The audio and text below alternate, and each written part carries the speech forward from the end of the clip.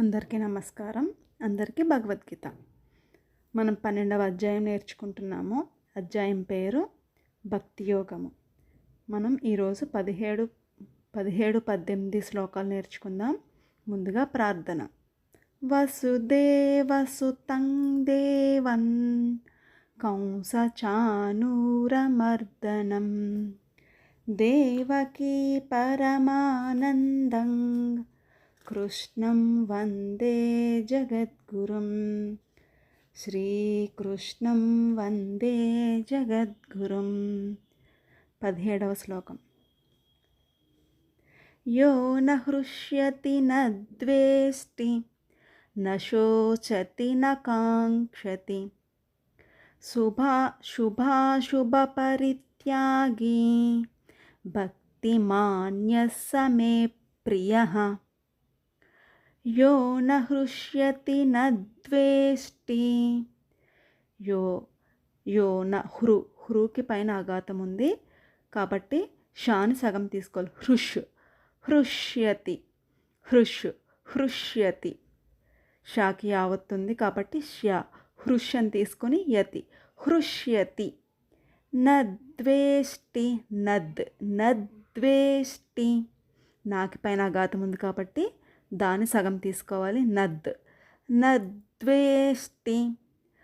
నశోచతి న కాంక్షతి. ఇక్కడ నశోచతి ఇక్కడ సా అనకూడదండి. సో తాళవ్య సాది.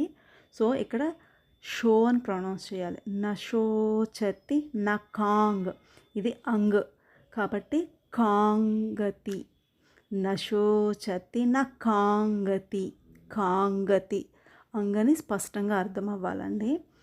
యో న హృష్యతి న ద్వేష్టి న శోచతి న కాంగతి శుభాశుభ పరిత్యాగి.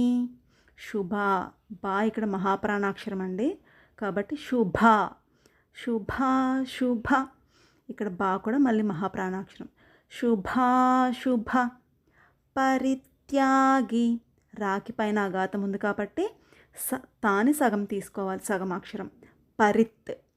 పరిత్యాగి పరిత్ అని చదివి అప్పుడు త్యాగి. శుభాశుభ పరిత్యాగి భక్తిమాన్యస్ బా ఇక్కడ మహాప్రాణాక్షరము పైన ఆఘాతం ఉంది కనుక కాని సగం తీసుకోవాలి. భక్తిమాన్యస్ ఇక్కడ మాకు కూడా పైన ఆఘాతం ఉంది కనుక నాగిని సగం తీసుకోవాలి. భక్తిమాన్యస్ స్ అని అక్కడ బ్రాకెట్లో ఉంది కదా దాన్ని ప్రొనౌన్స్ చేయాలి. భక్తిమాన్యః అనకూడదు. భక్తిమాన్యస్. స మే ప్రియః ఇక్కడ మేకి కూడా పైన ఆఘాతం ఉంది కనుక పాని సగం తీసుకోవాలి. సమేప్ ప్రియః సమేప్ ప్రియః సమే ప్రియః. ఒకసారి పూర్తి శ్లోకము. ఏన హృష్యతి న ద్వేష్టి న శోచతి న కాంక్షతి అంగకి కింద షావత్తు కూడా ఉంది కనుక కాంక్షతి.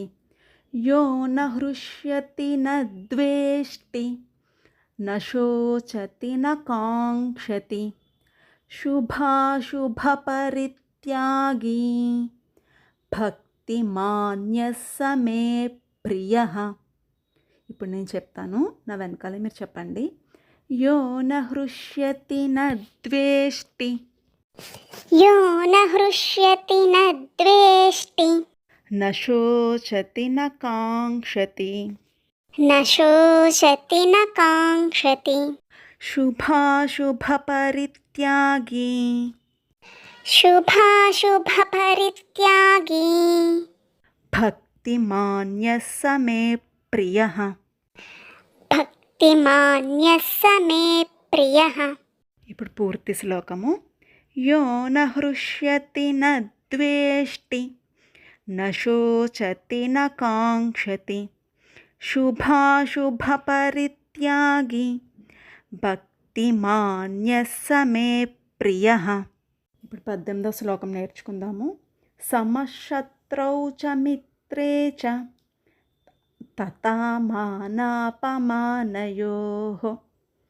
శీతోష్ణసుఖదుఃఖేషు సమస్సంగవివర్జితః సమష్ అక్కడ బ్రాకెట్లో స్థాలవ్యష ఉంది, దాన్ని ప్రొనౌన్స్ చేయాలి. సమహ అనకూడదు, సమష్.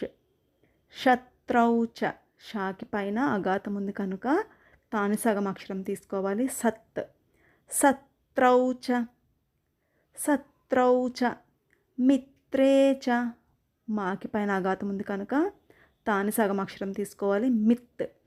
మిత్రేచ తథా తా పక్కన మహాప్రాణాక్షరం తా అండది, దా కాదు, తా. తథా తథా మానాపమానయోః శీతోష్ణ తాకి పైన అఘాతం ఉంది కనుక షాని సగం అక్షరం తీసుకోవాలి. శీతోష్ణ సుఖ ఖాది మహాప్రాణాక్షరము ఖ అని పలకాలి. శీతోష్ణ సుఖ దుఃఖేషు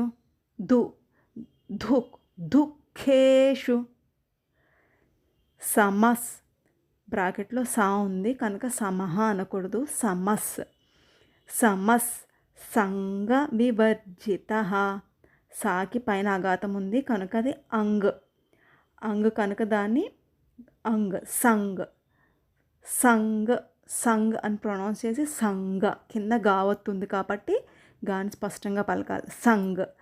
సంగ వివర్జితః సంగ వివర్జితః. ఒకసారి పూర్తి శ్లోకము. సమశత్రౌ చ మిత్రే చ తథా మానాపమానయోః శీతోష్ణ సుఖ దుఃఖేషు సమస్సంగ వివర్జితః. ఇప్పుడు నేను చెప్తాను, నా వెనకాల మీరు చెప్పండి. సమశత్రౌ చ మిత్రే చ సమశత్రౌ చ మిత్రే చ తథా మానాపమానయోః తథా మానాపమానయోః శీతోష్ణ సుఖ దుఃఖేషు శీతోష్ణ సుఖ దుఃఖేషు సమస్సంగ వివర్జితః సమస్సంగ వివర్జితః సమశత్రౌ చ మిత్రే చ తథా మానాపమానయోః శీతోష్ణ సుఖ దుఃఖేషు సమస్సంగ వివర్జితః. 17వ శ్లోకానికి అర్థము. సంతోషమును గాని దుఃఖమును గాని తెలియనివాడు, శోకించుటను గాని వాంఛించుటను గాని ఎరుగనివాడు, శుభాశుభములు రెండింటినీ విడిచిపెట్టినవాడును అయిన భక్తుడు నాకు మిక్కిలి ప్రియుడు అని 17వ శ్లోకంలో శ్రీకృష్ణ పరమాత్మ అర్జునుడికి చెప్పుచున్నాడు. 18వ శ్లోకానికి అర్థము. శత్రులయందు మిత్రులయందు సమభావము కలవాడు, మానవమానాల్లో శీతోష్ణముల్లో సుఖదుఖముల్లో నిందాస్తుల్లో సమబుద్ధి కలవాడు అయినవాడు నాకు మిక్కిలి ప్రియుడు అని శ్రీకృష్ణ భగవానుడు చెప్పుచున్నాడు. ఇదండి ఈరోజు ఈ 2 శ్లోకాలు నేర్చుకుందాం. రేపు మళ్ళీ 2 శ్లోకాలతో కలుద్దాం. అందరికీ నమస్కారం. ఉంటాను. జై శ్రీకృష్ణ. ఈ వీడియో కనుక మీకు నచ్చితే లైక్ చేయండి, షేర్ చేయండి, సబ్స్క్రైబ్ చేయండి. నన్ను ఆశీర్వదించండి.